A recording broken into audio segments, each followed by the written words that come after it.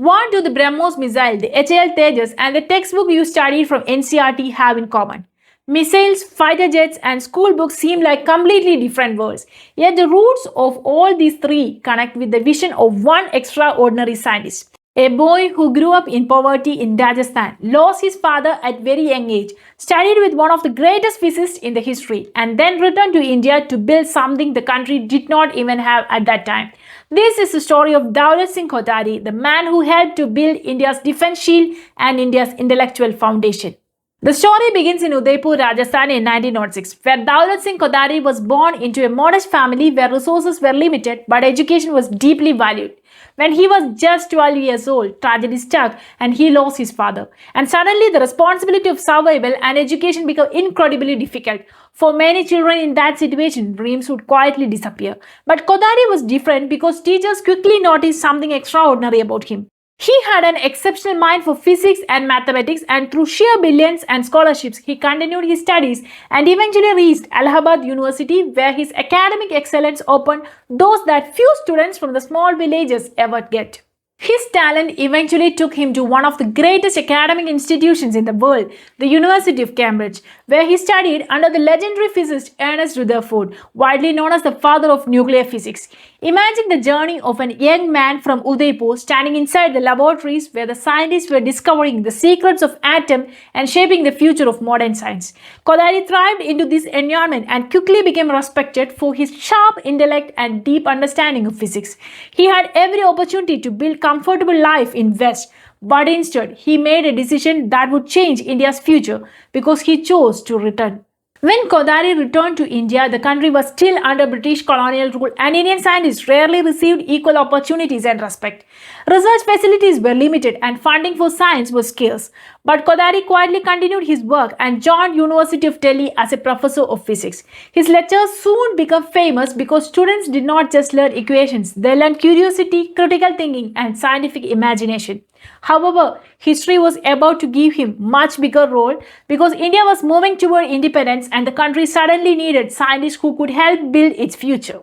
In 1947, India became independent and the new nation faced a serious challenge because it had almost no indigenous defense technology or scientific military infrastructure. The country needed its own defense research ecosystem, and in 1948, the government turned to Daulat Singh Kothari with an almost impossible mission. He was asked to build India's defense science system from scratch. Kothari accepted the challenge and began establishing the laboratories across the country focused on ballistics, aeronautics, material sciences, and naval technology. Over the next decade, he helped build more than 50 research laboratories that would later form the backbone of India's defense innovation. In 1958, these efforts were formally unified into DRDO, which today powers many of India's most advanced defense technologies, including the missile systems and aerospace research.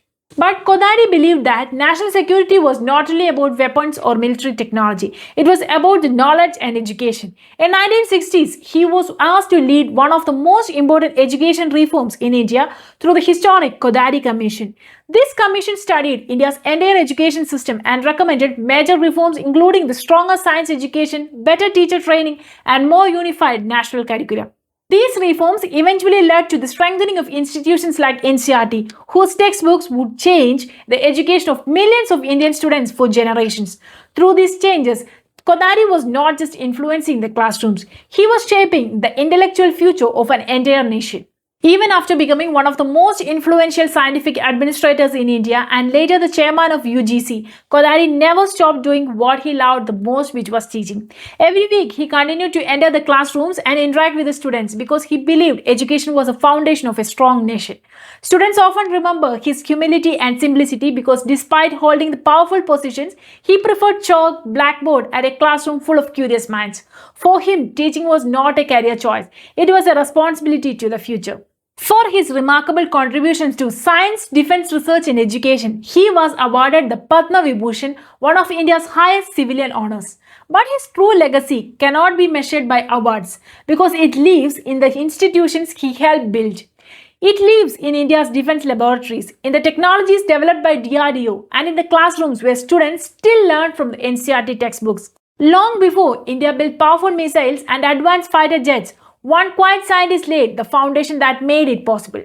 If stories of forgotten nation builders inspires you, please subscribe.